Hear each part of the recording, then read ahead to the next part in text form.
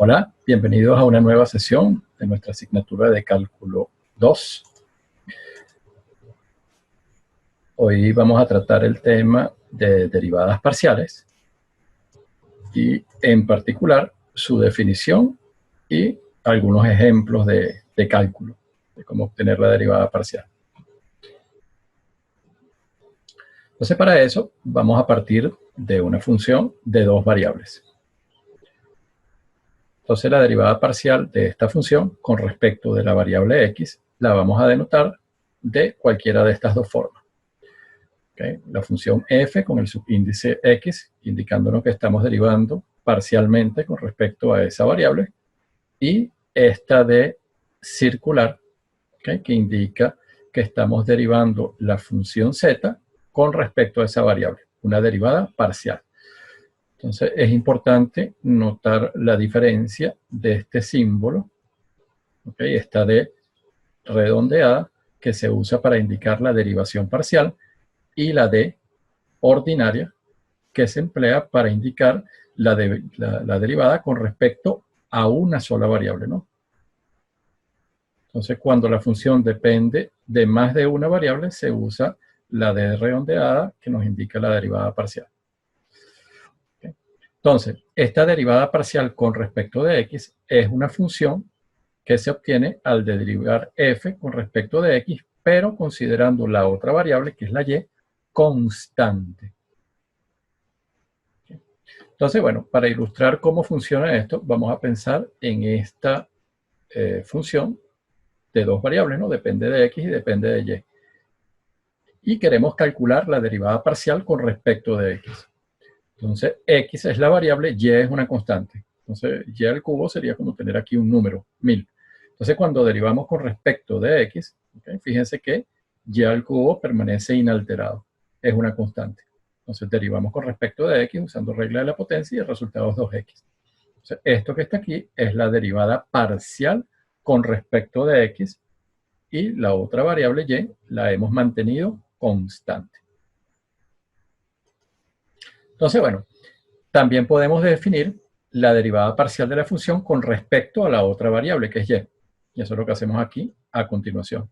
Entonces, la derivada parcial de la función f con respecto de y la denotamos ahora con el subíndice y empleando la otra notación, ahora de la d redondeada, derivamos entonces con respecto a la otra variable que es y, ¿no? La función z con respecto de y. ¿Y cómo funciona la derivada parcial con respecto de y? Bueno, es la función que se obtiene al derivar f con respecto de esa variable y ahora quien se mantiene constante es la variable x. El mismo ejemplo de antes, pero ahora derivando parcialmente con respecto de y. Fíjense que x, ¿okay? Lo que está asociado a x permanece constante, aplicamos regla de la potencia para derivar con respecto de y, eso es 3y al cuadrado, y es lo que tenemos acá, ¿no? 3x cuadrado y al cuadrado. Entonces derivamos parcialmente con respecto de la variable y. Entonces, un ejemplo. Haya las derivadas parciales con respecto de x y con respecto de y de esta función, ¿no? Entonces, lo primero que hacemos para simplificar el cálculo es escribir este término, donde la x está en el denominador, ¿okay? Es pasarla al numerador, pero colocando exponente negativo. ¿Okay? Estamos preparando el terreno para utilizar la regla de la potencia, ¿no? Para derivar. Entonces vamos a calcular inicialmente la derivada parcial con respecto de x, f de x. Entonces aquí consideramos f como una función de x y derivamos término a término. Y tomamos la variable y como una constante. Entonces el resultado va a ser la derivada del primer término con respecto de x es 2x. Aquí con respecto de x, bueno, va a ser 2y al cuadrado. Y en este caso, cuando derivamos con respecto de x, aplicamos regla de la potencia, eso va a ser menos 2 tercios y de y aquí el exponente va a ser menos 1, o sea, menos 2. Este sería el resultado de la derivada parcial de x, ¿no? Para calcular ahora la derivada parcial con respecto de y, consideramos la función x dependiendo de la variable y la variable x es quien permanece constante. Entonces derivamos término, término. Si derivamos con respecto de y el primer término, como x es constante, la derivada va a ser 0. En el segundo término estamos derivando con respecto de y, regla de la potencia, nos va a quedar 4xy. Y luego cuando derivamos con respecto de y, bueno, el resultado va a ser toda la constante que acompaña a y, que es 2/3 de x a la menos 1. Recuerden que la variable de x es constante. Entonces, al final, el resultado de la derivada parcial con respecto de y es esto que tenemos acá.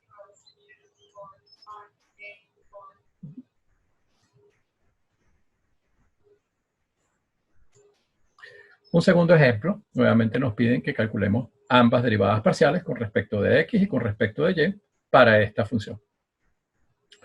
Entonces, derivamos con respecto de x, ¿okay? Y es constante.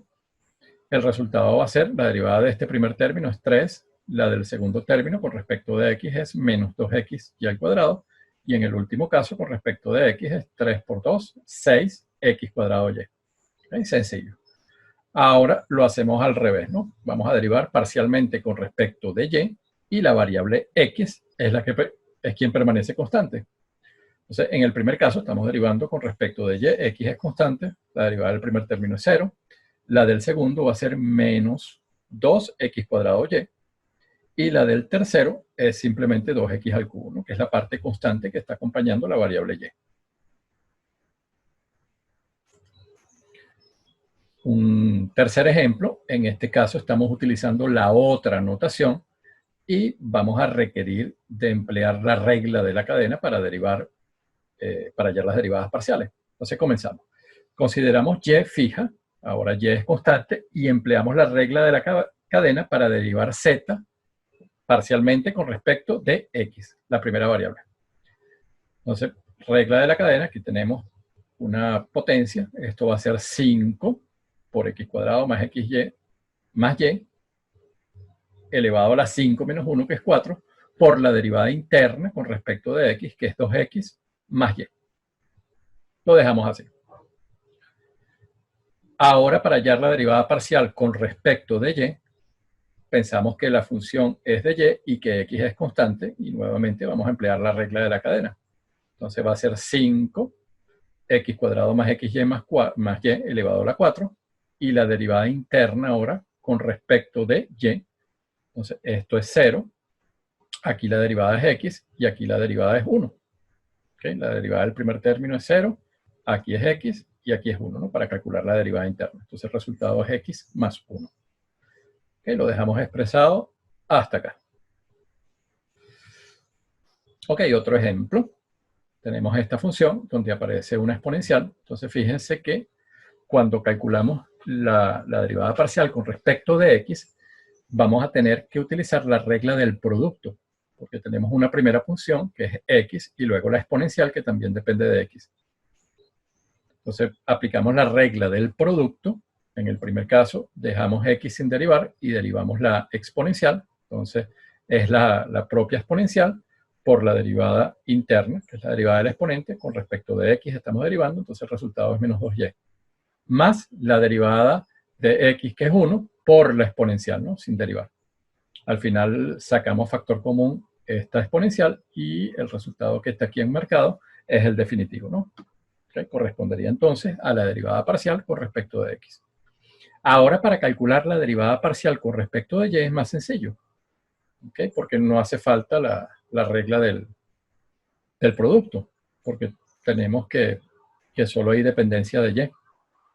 Entonces va a ser x, que es constante, y la derivada de la exponencial con respecto de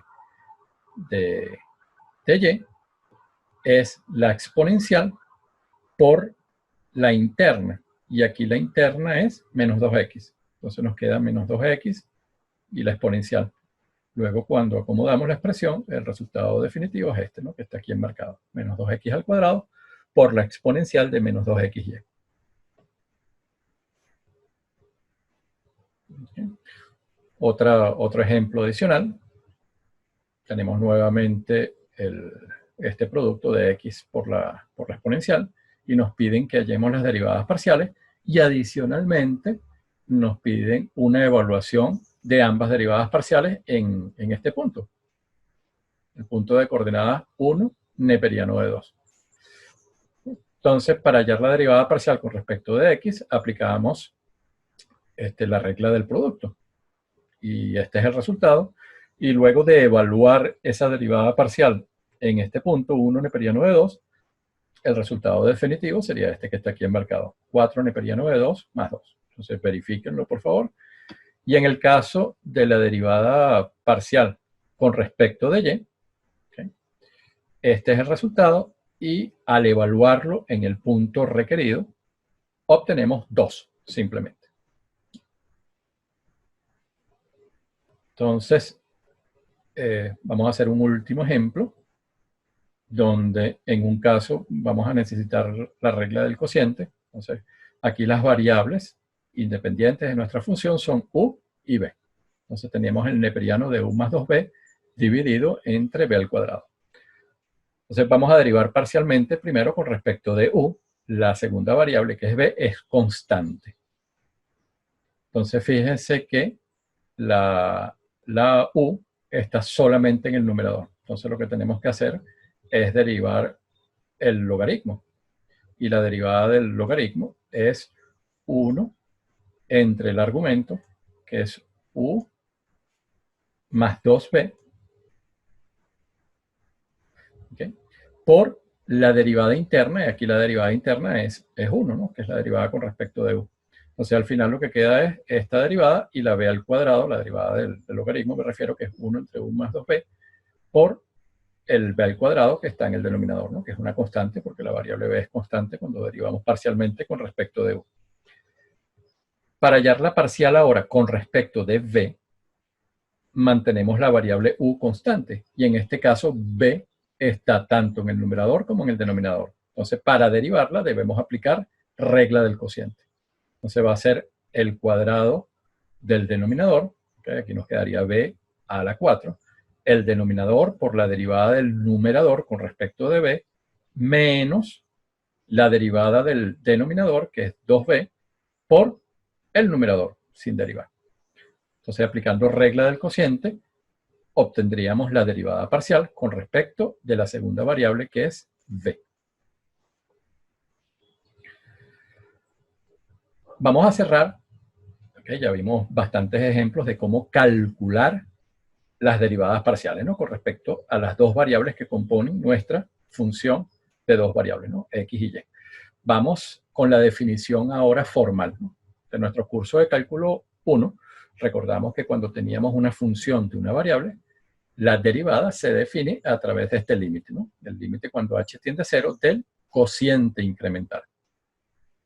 Entonces, como teníamos una sola variable, aquí nos movíamos en x, ¿no? Evaluábamos la función en x más h menos la función en el valor inicial, que era x, ¿no? Entonces aquí teníamos un cambio en la función. Por eso hablamos de un cociente incremental.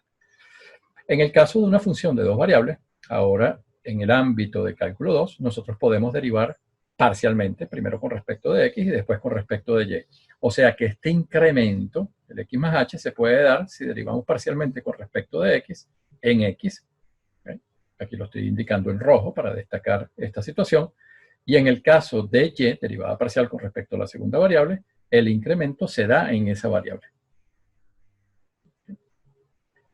La interpretación geométrica. Entonces, en cálculo 1, este límite, que era la derivada, lo podíamos interpretar de esta manera, ¿no? Entonces, fíjense que aquí tenemos nuestra función, la curva, la gráfica de la función de una variable, en azul, y tomamos dos puntos, el punto A y el punto B. El punto A está asociado a la coordenada X y el punto B al incremento, ¿no?, este X más H.